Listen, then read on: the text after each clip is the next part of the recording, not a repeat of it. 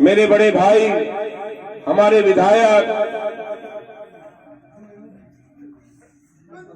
इसी विधानसभा से 5 साल से आपकी खिदमत कर रहे मेरे बड़े भाई जनाब मसूद अख्तर साहब, बिलाल भाई जिलानी साहब, और मंच का संचालन कर रहे एडवोकेट इंतखाब आजाद भाई, बुलंदशहर से पूर्व जिला अध्यक्ष समाजवादी पार्टी से हमारे मित्र, हमारे भाई दिनेश गुर्जर जी, चेयरमैन ननोता अफजाल खान जी, गफूर भाई, एडवोकेट मलका अख्तर जी,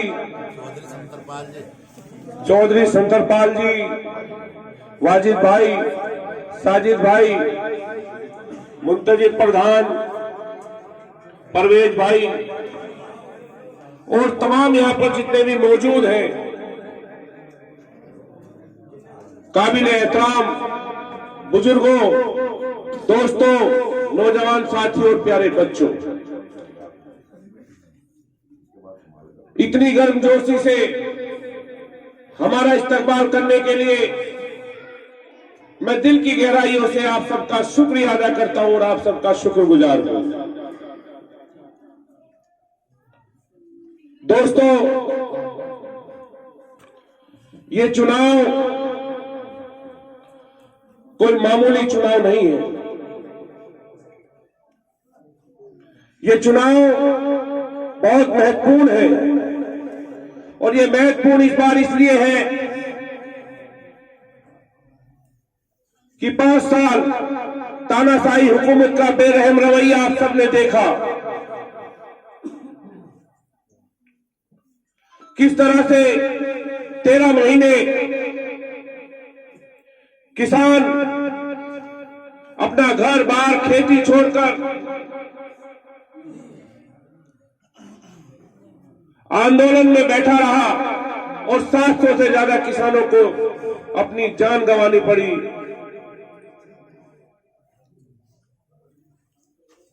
उसी कड़ी में एक दलित की बेटी, जिसके परिवार को अंतिम संस्कार करने की भी इजाजत इस सरकार ने नहीं दी,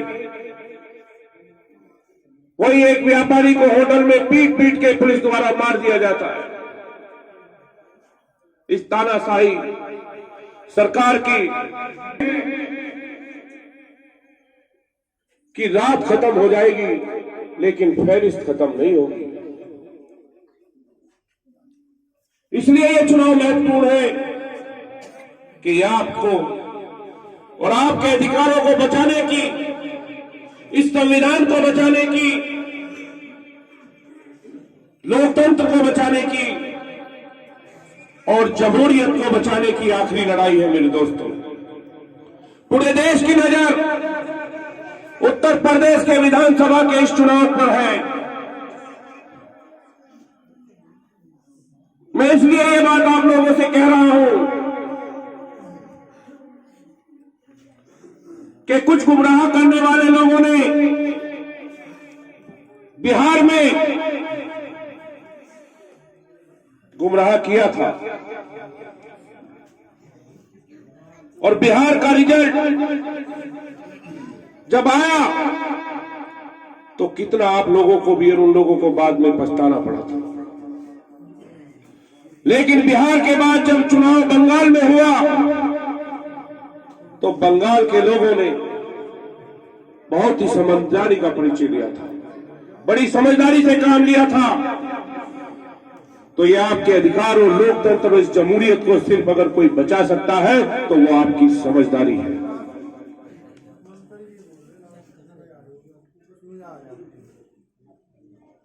आपकी समझदारी आपके अधिकारों को, इस जमहूरियत को, लोकतंत्र को बचा सकती है। मैं कहता हूं आपसे जो लोग धर्म के आधार पर आप लोगों के बीच में नफरत फैलाते हैं वो आपके दोस्त नहीं हो सकते। जो आपको बिरादरी में बांटते हैं वो आपके रहबर नहीं हो सकते। जो आपके बीच जाति, धर्म, भाषा, ऊंच नीच इनके आधार पर नफरत फैलाते हैं और आपस में भाई को भाई से लड़ाने का काम कर सकते हैं, वो आपके रहबर नहीं हो सकते, वो आपको एक अच्छा रास्ता नहीं दे सकते। यही कारण है कि 70 सालों से ये समाज पिछड़ता चला गया। क्या कारण है कि सच्चर कमेटी और रंगनाथ मिश्र की रिपोर्ट में यह कहा गया कि मुसलमानों की हालत दलितों से बदतर हो गई है। उसके बाद भी कितने चुनाव हो गए, कोई जवाब है उनके पास जो कौम और मिल्लत के नाम पर वोट मांगकर आप लोगों के बीच से जाते हैं? क्या किया उन्होंने? और आखिर इस समाज की हालत दलितों से बदतर कैसे हो गई, इसके लिए कौन जिम्मेदार है? मैं भी आप जैसे परिवार से आया हूं, आप लोगों के बीच से आया हूं। मैं भी वहां बैठकर जहां बैठे भाषण सुनता था, जहां हमें कहते थे वही हम लोग वोट देते थे। हमने तो जहां इन्होंने कहा वहां वोट दिया। तो हम जिम्मेदार हैं या 70 सालों की वो रहबरी जिम्मेदार है जिनके कहने से आज तक वोट दिया गया? असल में आप लोगों ने अपनी तरक्की के लिए कभी वोट दिया ही नहीं। सच्चाई तो ये है, आपने हमेशा बट करके वोट दिया है। कभी मुसलमान होने के नाम पे वोट दिया है, कभी नफरत के नाम पर वोट दिया है, कभी जात बिरादरियों में बट करके वोट दिया। अपने बच्चों के मुस्तकबिल के लिए आज तक आपने वोट दिया ही नहीं। हमें दलित भाइयों से भी सीखना चाहिए। उन्होंने हमेशा अपने बच्चों के मुस्तकबिल के लिए वोट दिया है, तभी उस समाज ने तरक्की की है।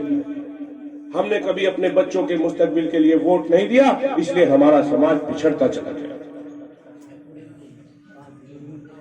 इसलिए मैं आप लोगों के बीच कहने आया हूं, बहुत सारे लोग आएंगे, गलत प्रचार करेंगे। हम 12 साल 13 साल से यहां पर काम कर रहे हैं। हम यही देवबंद के पास हमारा गांव है, यही पैदा हुए, यही पले बड़े, खेती की। आप जैसे परिवार से निकल करके वहां पहुंचे तो दिल में एक डर था इस बदहाली का,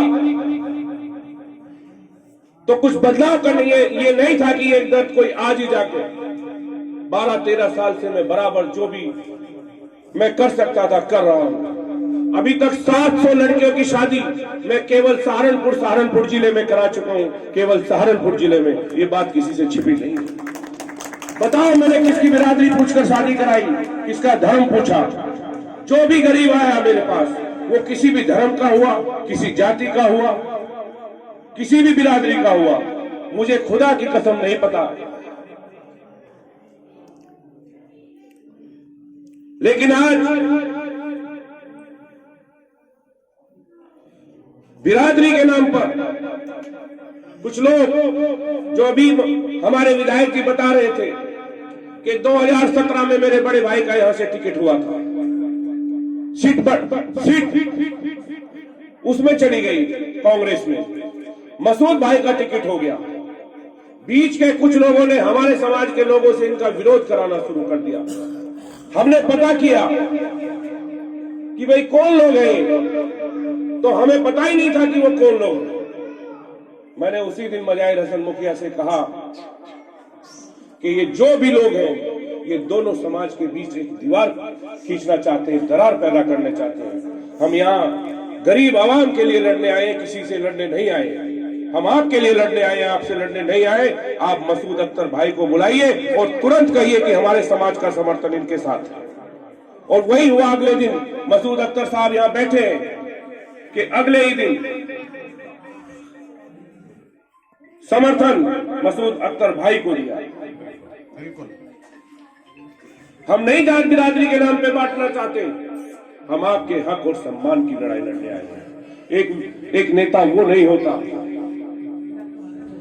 जो आप लोगों के बीच में फितने फैलाए, आप लोगों को मुसीबत में फंसा करके चला जाए, बल्कि नेता वो होता है जो अपनी आवाम को मुसीबत से निकाल करके ले जाए। ये लड़ाई मैं आप लोगों के लिए लड़ रहा हूं, इस गरीबी के खिलाफ, आपकी बदहाली के खिलाफ। बताओ इस लड़ाई में मेरा साथ दोगे कि नहीं दोगे? जात बिरादरी में बंटोगे?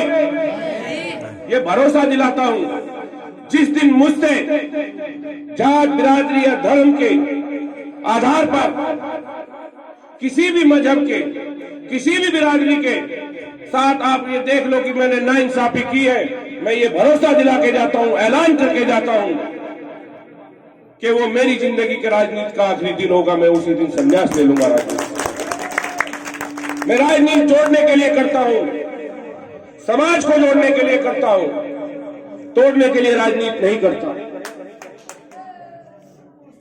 मेरे दिल में जितनी मोहब्बत अपने मुसलमान भाइयों के लिए है, उतनी मोहब्बत अपने हिंदू भाइयों के लिए भी है। मैं न धर्म के आधार पर, न मजहब के आधार पर, न जाति के आधार पर, न शिया सुन्नी, न देवबंदी, न बरेलवी, न फिरकों के आधार पर मेरे दिल में किसी के लिए कोई तासुब नहीं है। ये आपको बता देना चाहता हूं। हमारा मकसद नेक है, हमारी नीयत साफ है और हमारा मकसद सिर्फ और सिर्फ आपकी खिदमत करना है, आपके बीच में बदलाव लाना है, एक अच्छा कल इन नौजवानों को और बच्चों के मुस्तकबिल के लिए देना है। यही हमारा मकसद है। एक विधायक का काम होता है कि वो आपके लिए अच्छे रास्तों का इंतजाम करे, अच्छी सड़कों का इंतजाम करे, नल लगवाए, अच्छे पानी की पीने की व्यवस्था करे। अगर आप बीमार हो जाए तो आपको ये ना सोचना पड़े कि हम इलाज कैसे कराएंगे, आपके लिए मुफ्त दवाई का इंतजाम करे, आपके लिए अच्छे हॉस्पिटल का इंतजाम करे। इन बच्चों के लिए अगर ये पुलिस में भर्ती होना चाहे, इनके लिए प्रैक्टिस के लिए ग्राउंड का इंतजाम करें, इनके खेल कूद का इंतजाम करें ताकि ये आगे बढ़ सके। क्या किया ये काम किसी ने?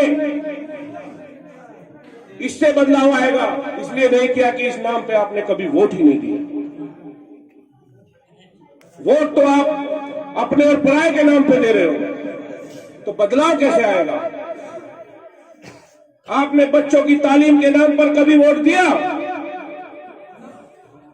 आपने अपने किसी जनप्रतिनिधि से ये पूछा कि इन बच्चों के मुस्तकबिल का क्या होगा? और जब इनके पास तालीम ही नहीं तो ये सवाल कैसे पूछेंगे?